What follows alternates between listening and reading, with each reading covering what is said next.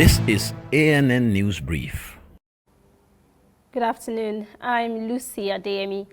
Authorities in Addis Ababa, Ethiopia's capital, say they're banning commercial motorcycles from the city's streets as part of an effort to reduce crime.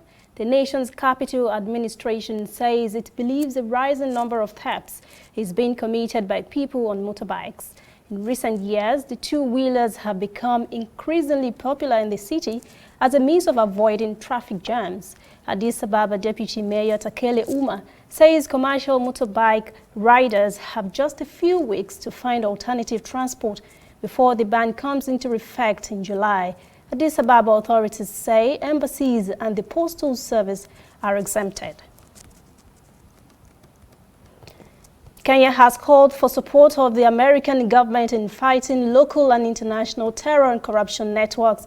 Director of Public Prosecutions Nordin Haji says intensified efforts are up to work toward identifying and sealing existing loopholes in the fight against impunity. Of course, most of it was centered on issues about corruption and countering terrorism and organized crime.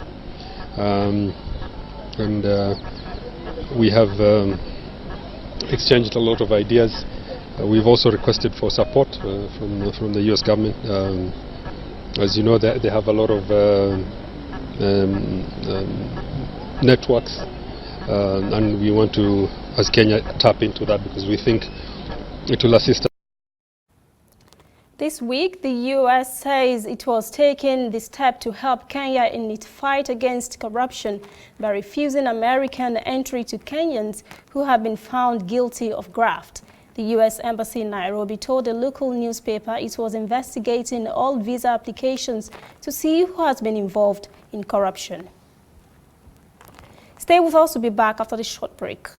There is a new all-news network on the scene in Nigeria to give news from a purely news perspective and to promote free information flow across Africa. Fresh views, unbiased, bold, with a purely African view.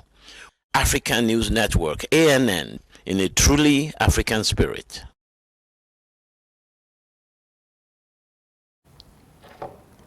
Tunisia has allowed dozens of migrants to disembark after they were stranded for almost 3 weeks in the Mediterranean. The Red Crescent said on Wednesday they were rescued by an Egyptian boat in Tunisian waters last month, but local authorities refused to allow them to leave the vessel. They said migrant centers in the region were overcrowded. The vessel was left stranded 25 kilometers off the coastal city of Zazis.